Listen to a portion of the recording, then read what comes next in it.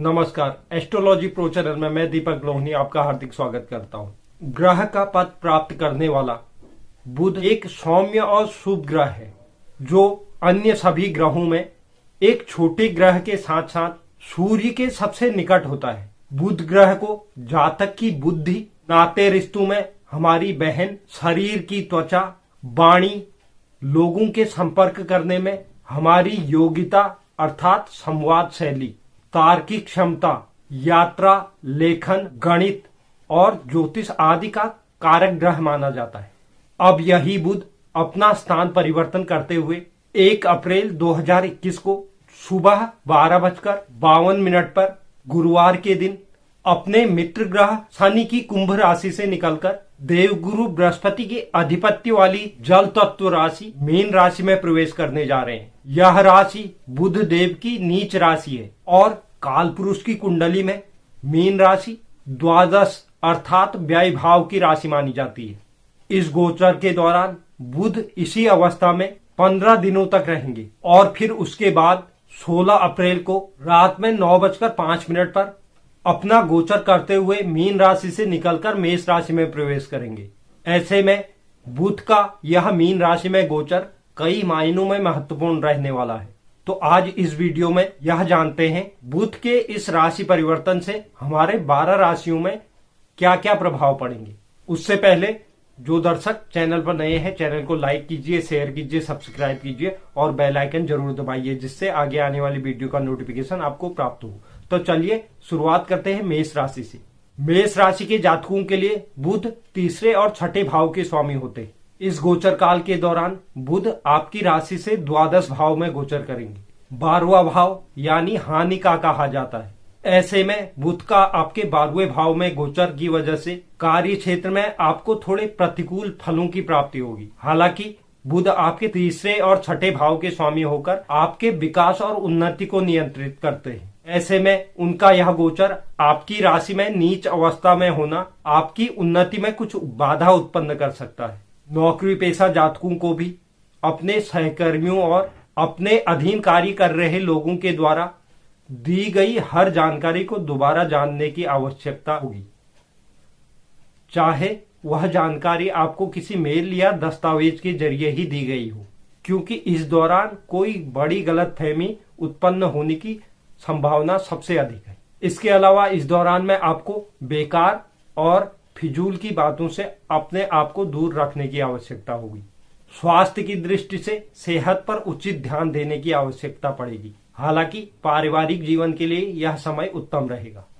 बात करते हैं वृषभ राशि। वाणी, बुद्धि और तार्किक क्षमता के कारक बुध ग्रह आपकी राशि के लिए दूसरे और पंचम भाव के स्वामी होते हैं। इस समय यह आपकी राशि में एकादश भाव में गोचर करेंगे जो आय और लाभ का भाव माना जाता है। इस समय दौरान में आपकी आय की स्थिति में सुधार होगा और लाभ के नए नए अवसर प्राप्त होंगे। बुध का यह गोचर आपके एकादश भाव में होने की वजह से आपको उत्तम फलों की प्राप्ति होगी। पारिवारिक जीवन में आपको भरपूर सहयोग प्राप्त होगा। इस समय परिवार आपके साथ एक स्तंभ की तरह खड़ा दिखाई देगा, जिसके चलते आपके जीवन में आने वाली हर बाधाओं का आप डटकर सामना कर पाएंगे। कार्य क्षेत्र और नौकरी पेशा जातकों के लिए आप एक समय में कई कार्य करने में सक्षम होंगे। इससे बुध का यह गोचर आपके वरिष्ठ अधिकारियों के बीच लोकप्रियता प्राप्त करने में मदद करेगा। बात करते हैं मिथुन राशि। मिथुन राशि के लिए बुध आपकी ही राशि के स्वामी होते हैं। ऐसे में इस गोचर के दौरान मिथुन राशि के जातकों के जीवन में कई बदलाव आने वाले हैं। यह गोचर आपकी राशि से दसम भाव में होगा। काल पुरुष कुंडली में यह भाव मकर राशि का होता है और इसे कर्म भाव भी कहा जाता है और साथ ही कार्य क्षेत्र, पिता और समाज में प्रतिष्ठा का यह भाव कारक होता है। ऐसे में बुध का यह दसम भाव में गोचर आपके जीवन में मिश्रित परिणाम लेकर आएगा। साथ ही इस समय में बुध आपकी राशि में दुर्बल अवस्था में होंगे, जिसके चलते कार्य क्षेत्र में गलती करने के भय से कार्यों को विश्वास की कमी के चलते पूरा करने में असमर्थ रहेंगे। इस गोचर काल के दौरान आप अपनी मां के स्वास्थ्य के प्रति भी अधिक सजगता बरतें। यदि कोई संपत्ति खरीदने की आप सोच रहे हैं तो आपको उससे जुड़े हर एक दस्तावेज को सही से पढ़ने की आवश्यकता होगी, नहीं तो कोई नुकसान उठाना पड़ सकता है। अब बात करते हैं कर्क राशि। कर्क राशि के लिए बुध इस गोचर काल के दौरान 9वें भाव में गोचर करने जा रहे हैं, जो धर्म और भाग्य को दर्शाता है। बुध का यह गोचर आपके लिए लाभदायक सिद्ध होने जा रहा है। हालांकि बुध आपके भाई बहनों के साथ आपका कुछ मतभेद भी उत्पन्न करवा सकते हैं, इसलिए उनके साथ अच्छा समय बिताते हुए उनकी हर शिकायत को सुने और उसका समाधान करते हुए आपस के हर विवाद को भी दूर रखें। इस गोचर काल के दौरान किसी यात्रा पर जाने पर परहेज करें। आपकी राशि के लिए बुध तीसरे भाव के स्वामी होते हैं। कार्य क्षेत्र की बात करें, कुछ नौकरी पेशा जातकों का स्थानांतरण संभव है, जिससे उन्हें असंतोष की प्राप्ति होगी। इस गोचर काल के दौरान आपकी कोई ऐसी रुचि या किसी पुरानी कला में भी निवेश करने के लिए उत्तम रहेगी, जिसे आप लंबे समय से पूरा करने की सोच रहे हैं। बात करते हैं सिंह राशि। सूर्य के स्वामित्व वाली सिंह राशि के जातकों के लिए बुधदेव आपकी राशि के 8वें भाव में प्रवेश करेंगे। यहाँ बुध का नीच राशि में होना आपके लिए कुछ परेशानी जरूर पैदा कर सकता है, लेकिन फिर भी इस गोचर से आपको अनुकूल परिणाम जरूर मिलेंगे। आपकी राशि के लिए बुध दूसरे और 11वें भाव के स्वामी होते हैं, जिसकी वजह से यह गोचर आपको कुछ आर्थिक तंगी देगा। व्यापारी जातकों के लिए थोड़ा धीरे चलते हुए किसी भी बड़े निवेश से दूर रहने की सलाह दी जाती है। निजी जीवन पर आप अपने वाणी पर नियंत्रण रखते हुए कुछ भी बोलने से पहले शब्दों का चयन सोच समझ कर करें। इस समय आपके आर्थिक जीवन में खर्चों में भी वृद्धि देखी जाएगी।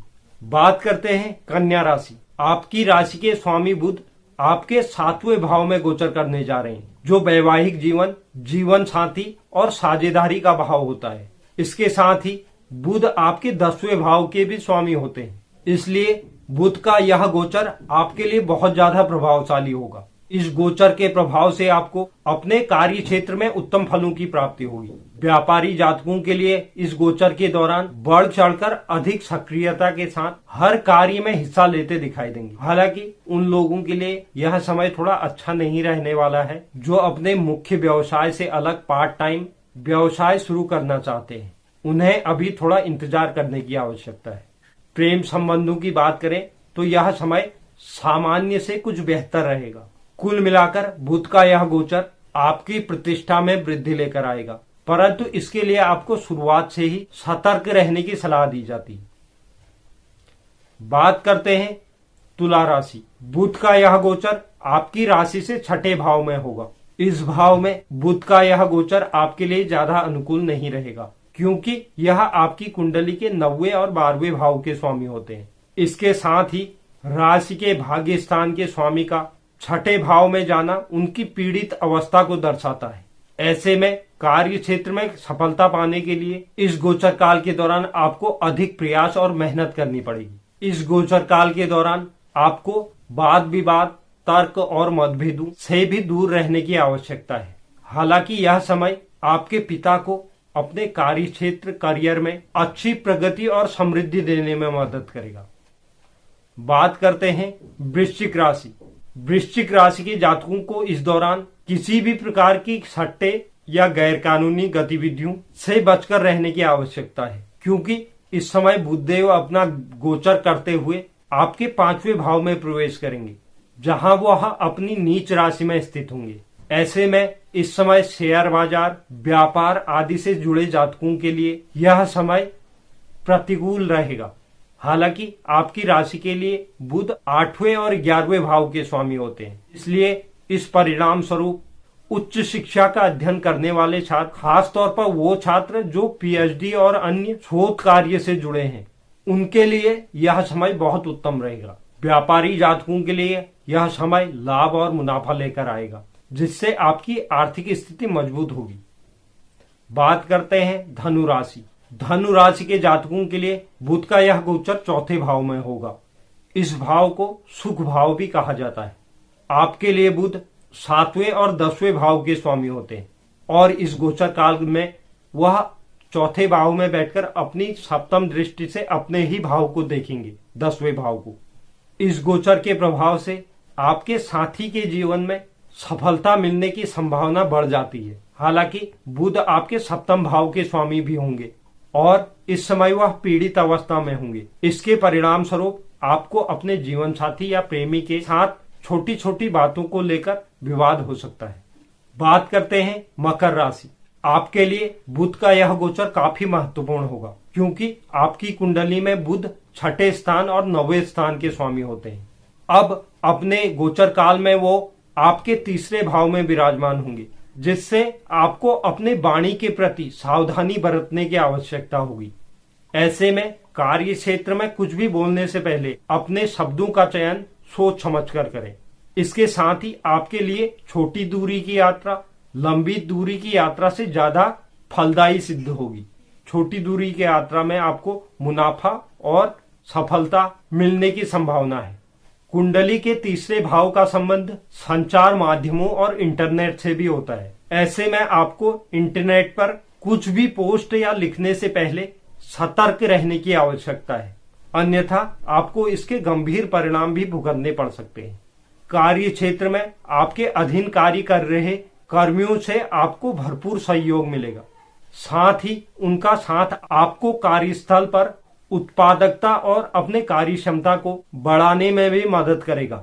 हालांकि व्यापारी जातकों को नया व्यापार करने से अच्छा जो पुराना व्यापार है उसी को मजबूत करने में अपना समय लगाएं, उसी से आपको शुभ फलों की प्राप्ति होगी।